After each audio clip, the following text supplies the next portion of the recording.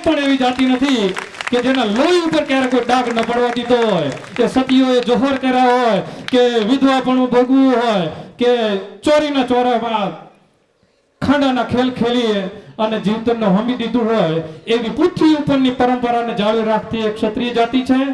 એક સમય હતો તલવારથી લડાતા, આજ સમય છે તત્પરતાથી લડશું. એક સમય હતો બંદૂકથી લડાતા, આજ સમય છે બંધુત્વથી લડશું.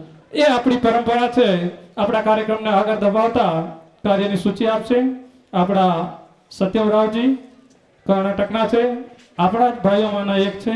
વિસ્તાર સાથે આપણને વાત કરશે શ્રી સત્યવરાવજી.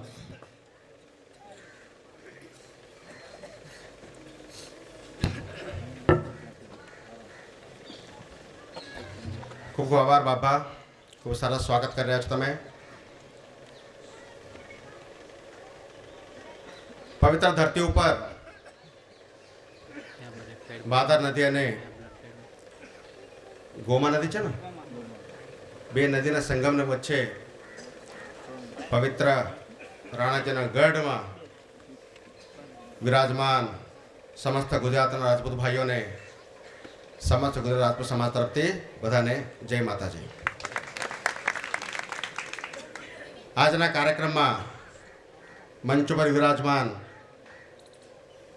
આપણા પરમારના મોટા ભાઈ, મૂળીના માનવંત મહેમાન, મૂળીના ઠાકોર સાહેબ જીતેન્દ્રસિંહજી પરમાર, એ જ પ્રકારે જે ગોહિલ ગઢમાં આપણે ઉપસ્થિત રહીને જે કાર્યક્રમ માણી રહ્યા છે, એ ગઢના પ્રમુખ શ્રી માનનીય શિવાબાપા ભાવનગર સ્ટેટના રાજકુમારજી, વનોદ સ્ટેટના ઇનાયત ખાનજી રાઠોડ ઉર્ફે મલિક, એ અમારા પ્રાંતના સમિતિમાં પણ સદસ્ય છે. વરસરા સ્ટેટના નારસંગજી ગોહિલ, મિથલી સ્ટેટના રાજબા બાપુ, નસવાડી સ્ટેટના ત્યાં દૂધ પધારેલા આપણા બાપુ શ્રી, અને આ ગઢના ટ્રસ્ટીમાંથી એક ટ્રસ્ટી અબલભાઈ લક્ષ્મણસિંહજી, અને આજના કાર્યક્રમ માટે મુખ્ય વક્તાના તે વિરાજેલ માન્ય શરદરાવજી ઢોલે. પછી આપણે એમને સાંભળવાનું છે. આપણે જે ટ્રસ્ટ નીચે આ કાર્યક્રમ ચાલી રહી છે એવા માંડલા ચારિટેબલ ટ્રસ્ટના ટ્રસ્ટી શ્રી ઘનશ્યામભાઈ, આ પ્રકારે પરિચિત લોકોને વિશેષ મહેમાનનું નામ લેતા જાઉં તો ખૂબ મોટી સંખ્યા છે. ચોડાસમા સમાજના પ્રમુખ શ્રી જીતુભા, રાણપુર સમાજના ઉપપ્રમુખ માનભા, એના સાથે સાથે સમિતિના સદસ્યશ્રીઓ, અને જેમના નેતૃત્વમાં જેમના સ્વાગતીય કાર્યક્રમ પ્રારંભ થયેલો છે એવા રાણપુર સ્ટેટના વીર હાલાજીના 18મી પેઢીના વારસદાર તરીકે જેમનું ઘણા બધા માન છે, સન્માન છે, એવા સરદારજી મહાવીરસિંહજી વછુભા પરમાર, એ બધાને અનુમતિથી આ કાર્યક્રમના અધ્યક્ષ સાહેબ વિક્રમજીની અનુમતિથી છેલ્લા 3-4 વર્ષથી જે કાર્ય ચાલી રહી છે એ કાર્યને વિગત આપણી સામે ટૂંકમાં મૂકવાનો પ્રયત્ન કરીશ. કોઈ સારા વક્તા નથી અને ગુજરાત બહારના છું, આંધ્રપ્રદેશના, ભાષામાં પણ કદાચ ભૂલ રહેવાની શક્યતા છે. અમારી સમિતિએ કહ્યું સત્યમાં તમે ગામે ગામમાં ફરો છો, ગામે ગામડે તમારા અનુભવ છે, તે અનુભવ લીધે તમે જ વિષય મૂકજો તો સારું રહેશે એમ કરીને એમને બધાનો આગ્રહ હતો. એટલે અહીંયા વિષય મૂકવા માટે તમારા સામે ઊભો છું. છેલ્લા 15 વર્ષે ગુજરાતમાં ફરી રહી છું. સામાજિક કામમાં કાર્ય કરતી વખત, અલગ અલગ જિલ્લામાં ફરતી વખત ક્યાંય ક્યાંક પ્રસંગો, ક્યાં ક્યાં દૃશ્યો, ક્યાં ક્યાં અનુભવ જોઈને આંખોમાંથી આંસુ તો ટપકતા નથી, પરંતુ મનમાં તો દુઃખ તો ઊભો થતો હતો. કેમ આવું થયું? ગમે તે કારણથી પૂજા પદ્ધતિ બદલ કર્યા છે, પરંતુ પૂજા પદ્ધતિ બદલ કરનાર વિખુટા ભાઈઓને આજે સમાજ સન્માન આપતું નથી. જે ગરાસદાર ભાઈઓને સમાજ સન્માન ક્યાંક ક્યાંક આપતું નથી, ક્યાંક ક્યાંક આપે છે. એ સમાજને સન્માન મળવું જોઈએ, મારા ભાઈઓને સન્માન મળવું જોઈએ. એ ભાઈને સન્માન મેળવવા માટે સમાજ પ્રવાસ કરતા વખતે ધ્યાનમાં આવે છે, બાકી સમાજ તો પછી છે, પરંતુ આપણા હિન્દુ રાજપૂત સમાજ એમને સ્વીકારવું જોઈએ, એની સાથે સન્માન આપવું જોઈએ લોકોને, અને ભાઈ તરીકે ભાઈચારા તરીકે સાથે બેસાડવું જોઈએ. તો એ પ્રક્રિયામાં આગળ વધી રહ્યા છે. આજના જે કાર્યક્રમ છે જે પ્રક્રિયા પવિત્ર બે નદીના સંગમ છે, એ જ પ્રકારના પવિત્ર બે સમાજના સંગમ પણ આજે ગઢમાં ચાલી રહ્યું છે.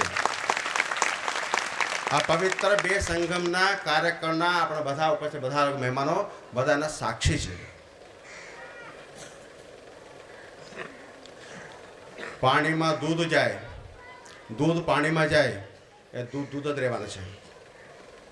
બહારથી રાજપૂતો અહીંયા પધારે, અહીંયા રાજપૂતો બહાર કાર્યક્રમ પધારે, કાર્યક્રમ રહેવાનો છે રાજપૂત સમાજનો કાર્યક્રમ છે, બીજા કોઈ વાત આવતી નથી.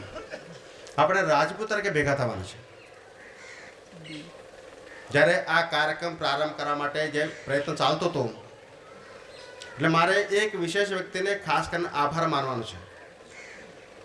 લગભગ 1 અઠવાડિયા પહેલા આ ગામમાં 20-25 સાથે બેસવાનું થયું, અને આ ગામના આપણા સમાજના મૌલાના સાહેબ સિંહ પરમાર, સાહેબ ખાન પરમાર તરીકે ઓળખાય છે, બધા ઓળખે છે વ્યક્તિને, કદાચ ઉપસ્થિત હશે કદાચ. એ મને સામેથી મળવા, સત્યમભાઈ આ કાર્યક્રમનો હેતુ શું છે? એ વાત કર ભાઈ, રાજપૂત તરીકે ભેગા થવાનું છે, નહીં પલાના વાત આવે છે, ધર્માંતરની વાત આવે છે, પેલી વાત આવે છે, એ કંઈ વિષય નથી. 3 વર્ષ પહેલા આ સમાજ, સમસ્ત રાજપૂત સમાજના બેન નીચે જ્યારે કાયરોનો ભેગા થયા હતા, ત્યારે એક ઠરાવ પાસ થયેલું છે. એટલે માન્ય મૌલી સાહેબ મને પૂછ્યું એટલે ઠરાવનો ઉલ્લેખ કરું છું, નહીં તો આ કાર્યક્રમમાં એ ઠરાવનો ઉલ્લેખ પણ કરવાની જરૂર નહોતો. એ ઠરાવમાં એ પ્રકારે અત્યારે જે અધ્યક્ષ સાહેબ છે વિક્રમસિંહજી, એમના અધ્યક્ષસ્થાને કાર્યક્રમ થયેલો હતો, એનાજી પણ કાર્યક્રમ ઉપસ્થિત હતા. એ કાર્યક્રમમાં ઠરાવ એ થયેલો છે, અત્યાર સુધી આપણા રાજપૂત સમાજમાંથી વન વે હતો, જેમનો જો તો બહાર જે કે છૂટ હતો, પણ હવે વન વે નથી, આને 2 વે કરીએ આપણે. જેમનો જેવું હતું જઈ શકે છૂટ છે, જેમનો આવું આવી શકે છૂટ છે, એમાં બંધન રાખવાનું નથી. આપણે રાજપૂતને કોણ બાંધી રાખે? સ્વાભિમાનથી સામે નીકળનાર વ્યક્તિ છે, સાવધાને દાન કરનાર સમાજ છે, અને એ પણ એવા સ્થાન પર, પરમારના સ્થાન પર બેઠા છે. આપણે એક તિત્તર માટે 500 લોકો ખાંભ્યા બનાવીએ છીએ. એક તિત્તર નહીં, એક તિત્તર રક્ષણ કરવા માટે. જેત લોકો ત્યારે સિંધમાંથી આવે છે, ત્યારે દીકરા અંદર ઘરમાં જઈને પૂછવા માટે જાય છે, તેની માં કહે છે, દીકરા તું પૂછો પાછા? હા, અમને યાદ આવે છે, જ્યારે તારે તું નાનો હતો, ઘોડીમાં હતો, તે સમયે મારા દાસીએ તને એક દિવસ ધાવણ આપેલ. દાસીને ધાવણ કરી તારે પૂછો પાછા આવે છે. જે રાજપૂત જે છે એ ક્યારે પણ કોઈ પણ માથું આપણને વાળા પૂછવા નહીં જાય, એવા પરમાનો ઇતિહાસ વચ્ચે આપણે બેઠા છે. એવા મૌલાના સાહેબ કહે છે, સત્યમે શેના માટે કાર્યક્રમ છે? અરે ભાઈ, રાજપૂત તરીકે ભેગા થવાના છે. સત્યમે એ પ્રકારની કંઈક વાત આવે, એનાથી અમારા ગામ કદાચ 2 ભાગ થઈ જશે. એ પ્રકારે ઊંધી સીધી વાતો ચાલે છે, અને મારા ઉપર આપણે વાસી આવે છે, અને ગામમાં કેટલી વિષય ચાલ્યું હશે, એ કેટલા પીડા અનુભવ્યા છે મારા પરમાર મિત્રો. આ શું થશે, શું થશે, શું હશે, શું ભાષણ છે, બહારથી મહેમાન આવશે કે નહીં, અમારે સ્વીકારશે કે નહીં, એ પ્રકારે રોજ કલાક વિષય બદલતો હતો. ત્યારે મૌલી સાહેબ સાથે વાત આવી, અમે પણ રાજપૂત તરીકે ભેગા થવાના છે. રાજપૂત તરીકે રાજપૂતના ગૌરવ આપણે બધાને સામે કહેવાના છે. અને રાજપૂતોને આપણે બહારથી આવનાર મહેમાનોને પરમાર સ્ટેટ, વાલાજીને રાણપુરનું સ્ટેટ આપણે સ્વાગત કરવું જોઈએ. કઈ પ્રકાર સ્વાગત કરવું જોઈએ? ત્યારે મૌલાના સાહેબે કહ્યું, સત્યમભાઈ, રાજપૂતોનું સ્વાગત એટલે તિલકથી કરવું જોઈએ. જેમને કપાળમાં તિલક કરશે, જેમને કપાળમાં તિલક ના કરે એ હાથ પર કરાવશે, પણ તિલકથી સ્વાગત કરજે. હું પણ રાજપૂત જ છું. અને ઘણા બધા મિત્રો ઉપસ્થિત એ મીટિંગમાં બધા સાથે હતા. એમને કહ્યું, સત્યમભાઈ, મને ગર્વ છે રાજપૂત તરીકે, મારા મોટરસાયકલ ઉપર આજે પણ દરબાર લખીને ફરું છું. મારે બીજા સમાજ સાથે નથી. અમે આ પરમારોના, પરંતુ અમારા ગામના પરમાર ભાઈઓ વચ્ચે 2 ગ્રુપ ના થાય એના માટે અમારી ચિંતા છે. હું એક મૌલવી તરીકે, ધર્મગુરુ તરીકે મારા પાસે વિષય આવે છે, એટલે મારે જવાબ આપવો પડે છે, એટલે મને સ્પષ્ટતા કરો.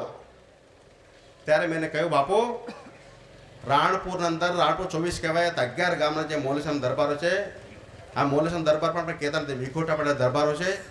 એ દરબારની વચ્ચે બહારથી બધા આપણને મળવા આવે છે મિત્રો. આપણને જુદા કરવા નથી આવતા.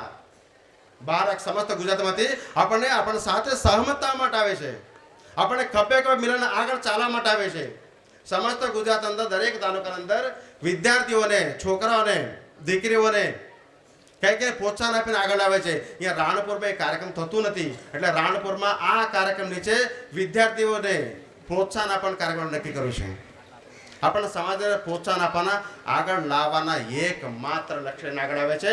રાજપૂત સમાજ જ્યારે એક થઈને આગળ આવશે, જ્યારે રાષ્ટ્રનું રક્ષા થશે, દેશનું રક્ષા થશે, વિશ્વની શાંતિ થશે. વિશ્વના શાંતિ માટે રાજપૂત સંમેલન છે. મિત્રો, અન્ય મનમાં કઈ વિષય છે તો એ વિષય આપણે મનમાંથી કાઢી નાખો.